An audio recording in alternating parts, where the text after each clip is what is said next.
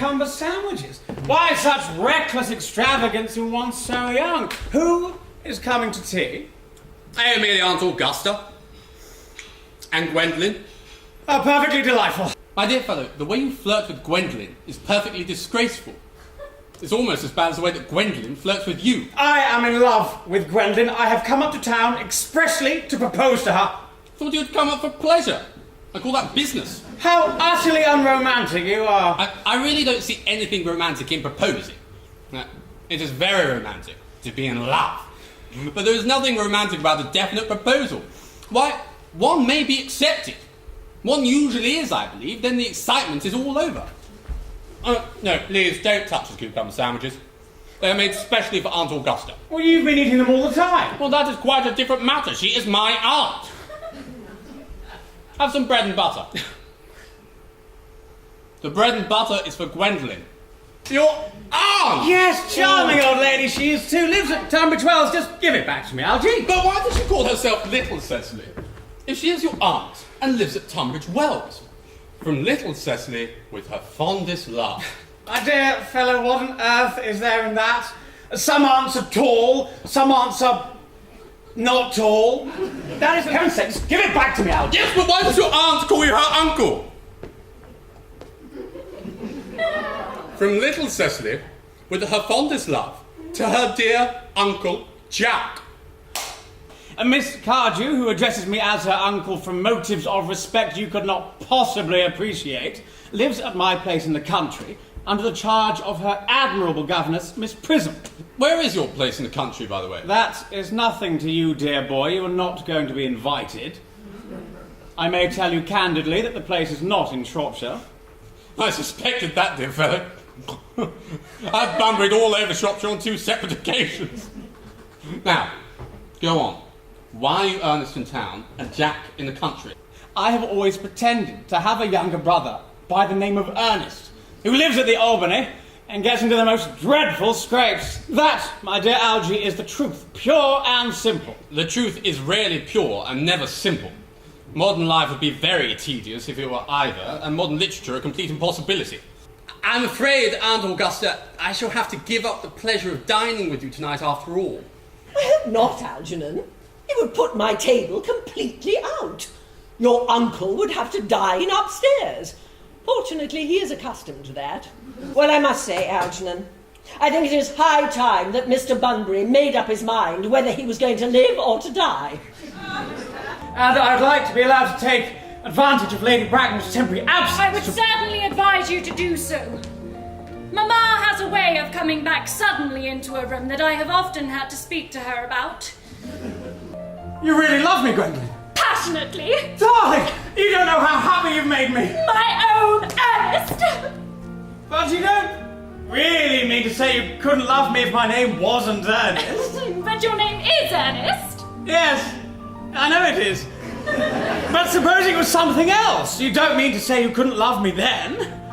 Oh, that is clearly a metaphysical speculation, and like most metaphysical speculations, has very little reference at all to the actual facts of real life as we know them. Personally, darling, to speak quite frankly, I don't much care for the name of Earnest. I don't think the name suits me at all. It suits you perfectly. It is a divine name. It has music of its own. It produces vibration. Do you smoke? Well, yes, I must admit I smoke. I am glad to hear it. A man should always have an occupation of some kind. Are your parents living? I have lost both my parents. To lose one parent, Mr. Worthing, may be regarded as a misfortune. To lose both looks like carelessness.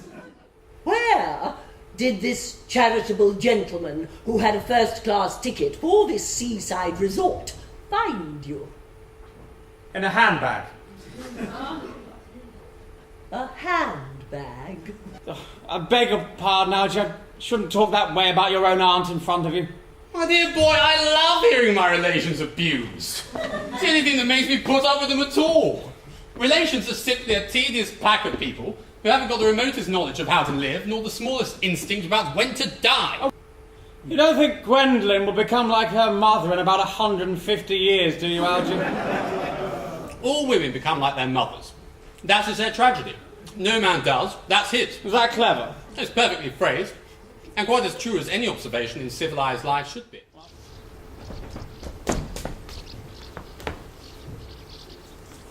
Cecily, Cecily! Surely such a utilitarian occupation as the watering of flowers is more Moulton's duty than yours. Dr. Chasuble!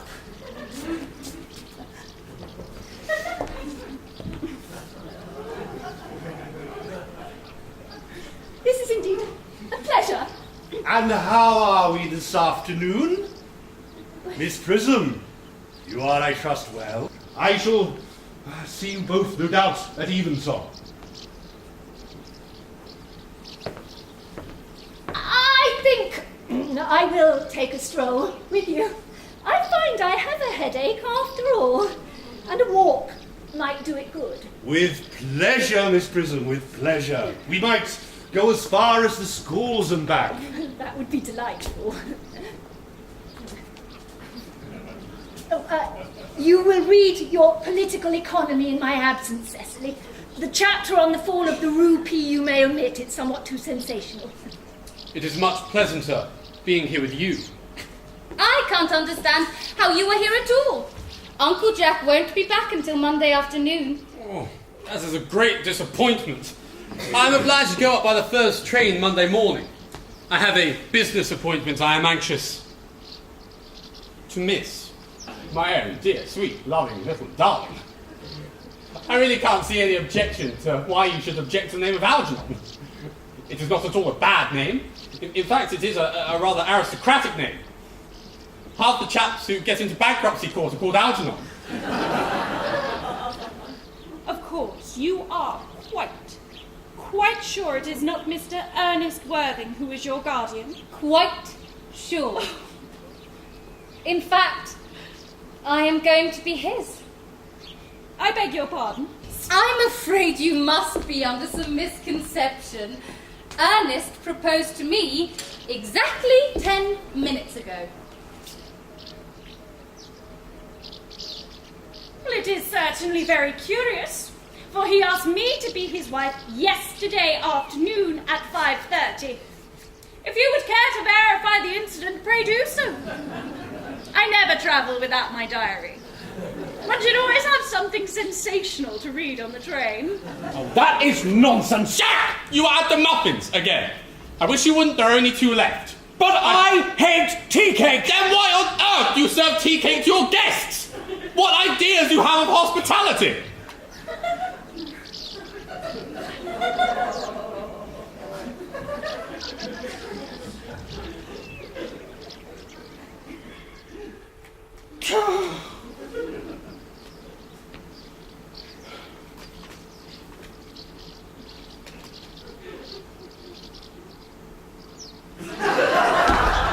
Algernon!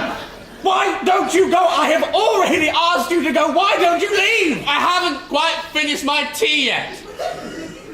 And there's still 1 muffin left.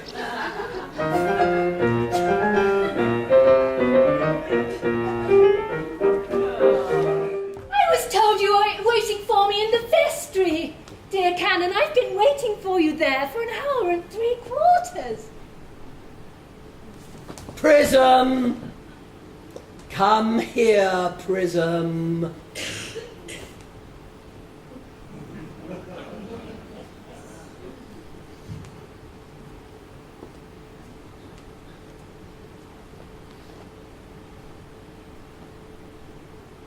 Prism, where is that baby?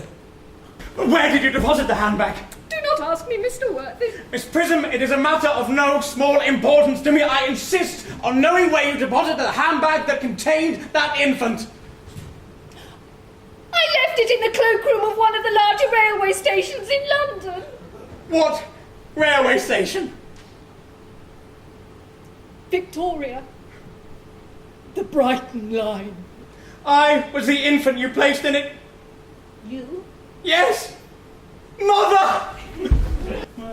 Moncrief! Lieutenant, 1849. Captain, Lieutenant Colonel, Colonel, General, 1860. Christian names.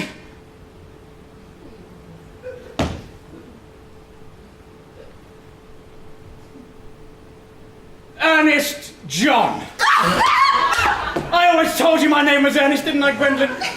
Well, it is Earnest after all. I mean, it naturally is Earnest. Yes, now I remember that the General was called Earnest. I knew I had some particular reason for disliking the name. Ernest, my own Ernest, I felt from the start you could have no other name. Gwendolyn, it is a terrible thing for man to find out suddenly that all his life he has been speaking nothing but the truth. My nephew, you seem to be displaying signs of triviality. On the contrary, Aunt Augusta, I've now realized for the first time in my life the vital importance of being earnest.